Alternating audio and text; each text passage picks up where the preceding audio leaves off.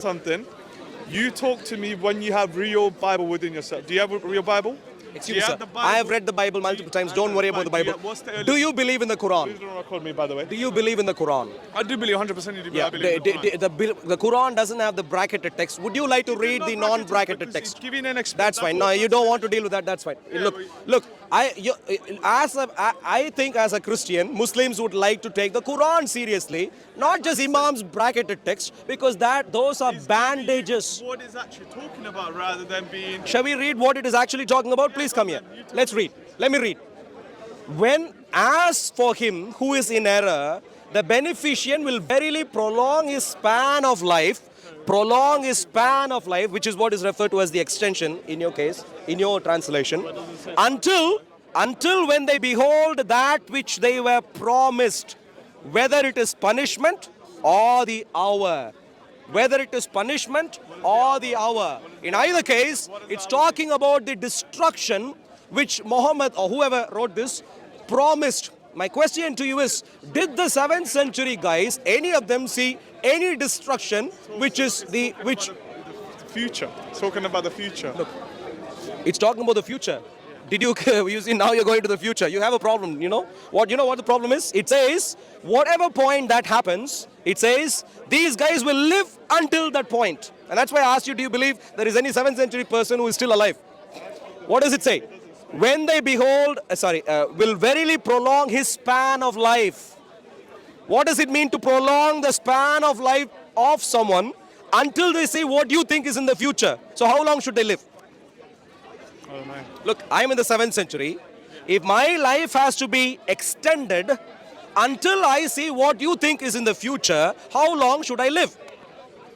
When a Muslim claims that Surah Maryam, verse 75, is speaking about the future, they're essentially trying to rescue the verse from logical and historical criticism. But to examine whether that claim holds up, we need to look deeper at the original Arabic, the grammatical structure, and the theological implications. In that verse, Allah is said to have commanded Muhammad to proclaim that whoever is in error should be left alone. Let the Most Merciful extend their time. Until when? Until they see what was promised to them, either punishment or the hour of judgment. At first glance, this might sound like a future prophecy. However, the most critical part of this verse lies in the verb form used, especially in the phrase Hata iza ra'aw ma yu'adun, meaning until they see what they were promised. The verb ra'a comes from the root, ra'a, which means to see. What's interesting and highly significant is that this verb is in the past tense, fi'il mad. In classical Arabic grammar, this form refers to something that has already occurred or something spoken as if it had already happened, even if, narratively or rhetorically, it refers to something inevitable. Still, linguistically, it is not describing the future in a literal sense. This is exactly where the claim that the verse is a future prophecy begins to unravel. If the Qur'an intended to make a clear prediction about the future, it should have used the present future tense, fi'il mudari, or included clear future markers like salfa or sa, which are explicitly used in Arabic to denote upcoming events. But none of these are present in this verse.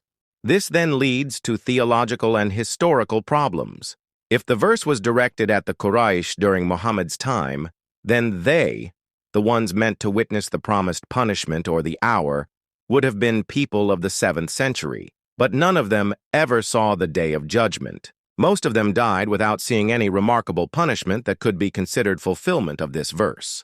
So if the verse says they will see, yet in reality they did not, the so-called prophecy has failed. To avoid this, some Muslims attempt to reinterpret the verse, suggesting that it refers to future generations or all disbelievers throughout history. But this argument doesn't hold up linguistically. The pronoun they in the verse does not imply a continuous line of generations. There's no textual indicator that it refers to people beyond that immediate audience. In fact, the text is addressing a specific group directly, most likely the Quraysh, or those alive and hearing the revelation firsthand. Reframing the meaning to cover future generations is not an interpretation grounded in the Arabic text, but rather a desperate attempt to shield the verse from scrutiny. So, what initially appears to be a future prophecy turns out to be grammatically flawed and theologically inconsistent. And when compared to biblical prophecy, like what we find in Matthew 24 or the book of Revelation, we see a striking contrast. In the Bible, prophecies are structured, precise, filled with identifiable signs, and often historically fulfilled. Jesus' prophecy about the destruction of the temple, for instance, was fulfilled exactly in AD 70. In the end, the contrast couldn't be more obvious. A true prophecy speaks with weight, with clarity, and with fulfillment that history can verify. But what we find in Surah Maryam verse 75 is something very different, an ambiguous threat, wrapped in vague language, trying to sound profound, yet lacking the depth and substance that true revelation demands. You should be allowing how long according to your lifespan. He should be still alive. These people should be still alive. Do you think any 7th century people are still alive? Clearly, Islamic Allah is clueless. Please, let me repeat what... Okay, there we go. So if you want to go away from the Quran, you can, my dear friend. Jesus, on the other hand, gets his prophecies accurate every single time. Every single time. Hundreds of prophecies in the Bible, accurate. Islamic Allah only has 3. I discussed one with someone else earlier. Now is the second one. There is one more, but only 3 in the entire Quran. If you want to show me, okay, show me how many. Please show me many more prophecies. How many more? But okay, my dear friend, either you know or you don't know. Do you know if there is any other prophecy? If there is, I'm not. How many more? I can't really. I don't know. So many. There's so many because I can't really point out because Sure. So many. You should remember at least 2 or 3. I'm not Hafil. I can't really provide anything. But do you remember? Do you remember any? I can't remember anything at the moment. So in other words, don't say there is so many. You just don't know. My dear friend, I'll because I'm not really educated, I can really say that. Which is what I say when I say that you don't know. Okay. What you are saying as I am not educated is very simply I don't know. That's what you should say. Most Muslims, I don't know why, but are they teaching you in the mosque? Are they teaching you in the mosque that when you come here you should say I am not educated? You just simply should say I don't know. Okay. Yeah. My friend, your life is on the line. Your life is on the line too. Absolutely. And that is where, if you would show me from the Bible solidly some serious problems with the Bible, I'll take it seriously. So many contradictions. Okay, but no. Let me wrap this up. Let me wrap this up, and we'll go there. Let me wrap this up. One second. Let me wrap this up. If you showed me some serious problem with the Bible, I should take it seriously. 100%. I am saying there is some serious problem with the Quran. You see the serious problem because you agree no one from the 7th century is still alive, and you agree that the destruction that is being spoken of here is still to happen in the future, and therefore, my dear friend, you may argue right now, maybe for the sake of pride or whatever, you may argue right now. But when you go home, read this again. Surah 19. Ayah 75, I think. Read it again. Please read it. I read that to you and you just completely ignored it. When I read that to you. No, I don't. Yeah, but that, so I literally You read did you want to read the bracketed part also? What is actually meant for then? Is what actually meant Are you saying Allah doesn't know how to write? Are you actually trying to say this is a translation? Excuse me, my It's a friend. translation Do you know the in Arabic? English. Do you know the Arabic? Translation English. Okay. Do you know the Arabic? Translation English. Okay, one second. It's a translation One second. English, but if you're not Do you willing know, to learn my friend, do you know Arabic, number one? Yes, I don't understand Arabic, but I Which means you don't know I Arabic. can read Arabic, yes. Reading is useless if you don't know. That's But there's not useless. Who told you that it's useless? When you can't What is the point in reading if it doesn't make sense to you? I can read, and that's why I'm using a translation to be making understanding. My friend, if you're going to use a translation to understand, what's the point in reading it in Arabic? No, you can't really say it's useless because there's another, what it means to you, you're trying to learn something out of it. Yeah, you're learning something, but in the sense of understanding what it says, the reading doesn't help. Now, that's one point. That's fine. We'll move on from there. Now, second point is, do you know why the translators have put the in this world in brackets? But do you know, let's wrap this up first. Shall we wrap this up? So do we agree the bracketed text there isn't in the Arabic, and that is why... What does it actually mean? That's actually Excuse what it me, means. sir. Do you know what the expression "that's what it means" means? That's what actually Do you know what the expression "that's what it"? Do you know the translation? You know why it is in the bracket? Okay, if you're not gonna let me answer it, Give me one reason why it is in the bracket. what do you mean by rest in the bracket? Look, there is unbracketed text and there is bracketed text. Yeah. actually What is the difference between the bracketed text? That is mean the contest. I can't believe this nonsense. Look. Yes. Okay, that's fine. I've heard what you've said, my dear friend. Very simply, what is in the unbracketed text is what the Arabic really means. What is in the bracketed text is what the translators have inserted to make it convenient for them, to make it appear not like a false prophecy.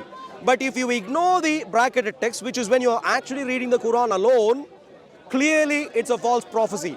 Your translators hopelessly have patched things up. Don't follow them. Your life is on the line. Don't follow them.